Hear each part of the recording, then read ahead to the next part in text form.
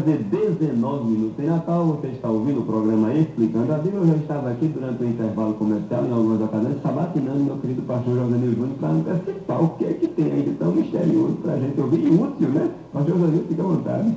Glória a Deus por isso. Queridos irmãos, no primeiro bloco nós falamos sobre os versículos 1, 2 e 3, que tratam especificamente sobre a questão do homicídio, a regulamentação básica, que foi tratada de acordo com as Sagradas Escrituras.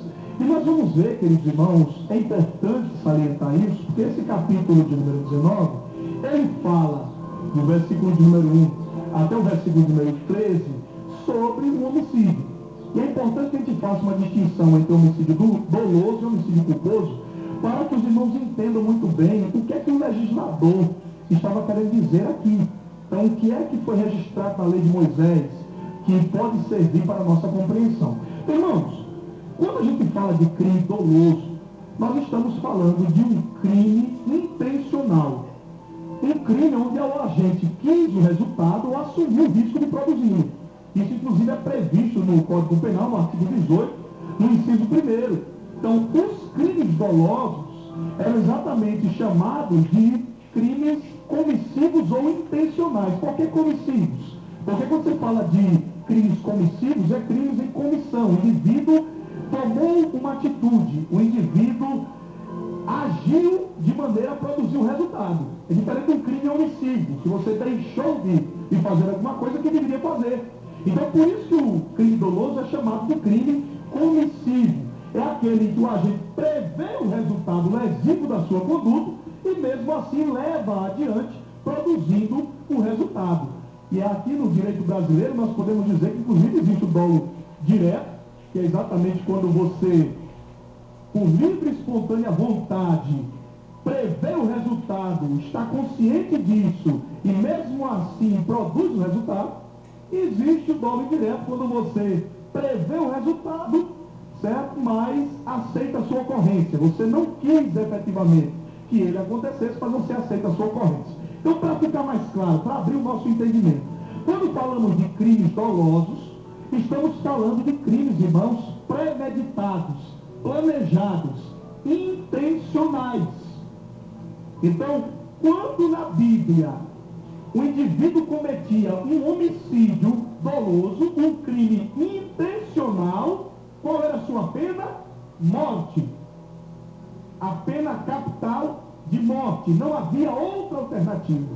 Agora, existia o caso dos homicídios culposos, que eram exatamente os indivíduos que eram levados até as cidades de refúgio. E o que é que são crimes culposos? Os crimes culposos é quando a gente deu causa ao resultado por imprudência, negligência ou imperícia. Aqui, inclusive, queridos irmãos, eu acho interessante quando o texto bíblico traz um exemplo de pessoas que deveriam ir para a cidade de refúgio. Aquele que entrar com o seu próximo do bosque para cortar lenha, e pondo força na sua mão com o machado para cortar a árvore, o ferro saltar do cabo e ferir o seu próximo e morrer, o tal se acolherá a uma dessas cidades e viverá. Aqui é um caso clássico. O que seria isso aqui? Seria exatamente imperícia. Quando a gente faz a distinção entre imprudência, negligência e imperícia, nós vamos dizer que a imprudência é quando, por exemplo, uma pessoa que dirige uma estrada com sono ocasiona um acidente fatal a outra pessoa. Isso é um caso de imprudência. Negligência, por exemplo, quando uma pessoa esquece um filho recém-nascido do interior do carro e resulta em morte por asfixiamento, a criança morreu ali, é um caso de quê? De negligência e de imperícia. Quando, por exemplo, uma pessoa iniciante na prática de artes marciais, durante um treinamento, causa lesão corporal a outra pessoa ao manejar incorretamente uma arma cortante. Então é um exemplo aqui, o indivíduo estava trabalhando e por imperícia ocasionou a morte do seu companheiro de trabalho.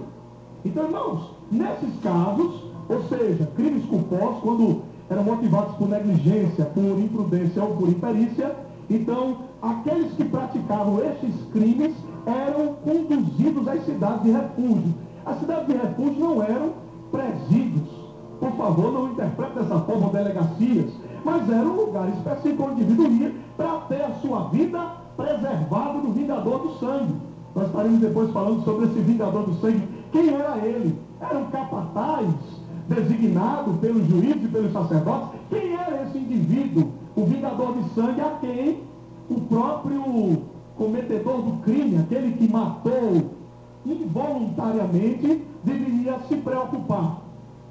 E aquele que matou premeditadamente, esse é que deveria se preocupar mesmo, porque seria morto. Não havia outra pena senão a pena de morte. Então, irmãos, fazendo essa distinção, homicídio doloso, homicídio premeditado, homicídio intencional e homicídio culposo, aquele que acontece por acidente, é involuntário, o indivíduo não planejou isso. Então fica muito mais fácil nós vermos a aplicação disso no contexto das Sagradas Escrituras, até no direito brasileiro. Quem pratica um crime doloso tem uma pena, inclusive, de reclusão. O indivíduo é preso efetivamente. Agora, quando se pratica um homicídio culposo, é uma pena considerada de menor potencial ofensivo, e o indivíduo não, ele paga, né, uma prestação de serviço à comunidade, uma pena, como a gente chama no direito, de restritiva de direito. Exatamente por isso, o indivíduo não precisa necessariamente ser preso, passar anos na prisão porque cometeu esse crime. É o caso aqui das cidades de refúgio, conforme o texto do capítulo 19. Aí nós vemos, por exemplo, irmãos, versículo número 4, por exemplo, retrocedendo um pouco. A interpretação legal é agora apresentada com as palavras: esta é a provisão. Inclusive, quando fala esta é a provisão, este é o modo. O caso do homem que mata não intencionalmente, ou seja, sem conhecimento ou sem intenção, e sem ódio prévio, é discutido no capítulo em primeiro lugar, e em momento posterior é que se fala, se menciona o indivíduo que praticou um crime premeditado. Então, queridos, a Bíblia é muito clara quando trata da questão. E Deus é justo.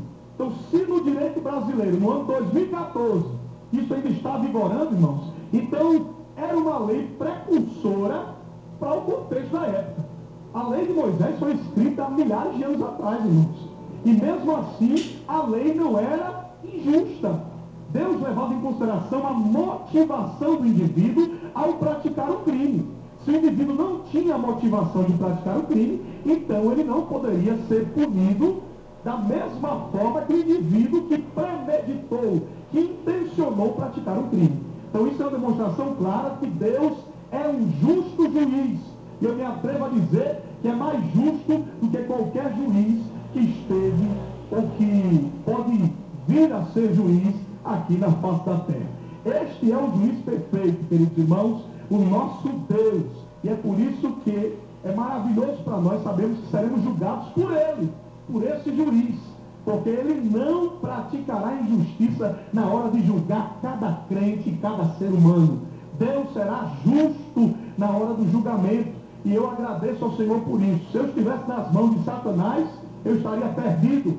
Se estivesse na mão de muitos homens que nós vemos por aí, estaríamos perdidos. Mas está nas mãos de Deus. Aleluia. Para o ímpio, horrenda coisa é cair nas mãos do Deus vivo. Mas para os justos, irmãos, aleluia, cair nas mãos de Deus é um privilégio, é uma honra, porque Deus exerce juízo e justiça na terra e faz as coisas de forma perfeita. Então, no próximo bloco, queridos irmãos, nós estaremos falando do versículo 8 ao versículo 10 sobre as cidades de refúgio rapidamente e falando também sobre essa questão do vingador do sangue. Então é importante que nós nos apercebamos disso. Mantenha a sua Bíblia aberta, daqui a pouco nós voltamos em nome de Jesus. 13 horas e 28 minutos, ouçamos então com o nosso querido, saudoso Esdras Carneiros, o hino Amigo Fiel é Jesus. Antes de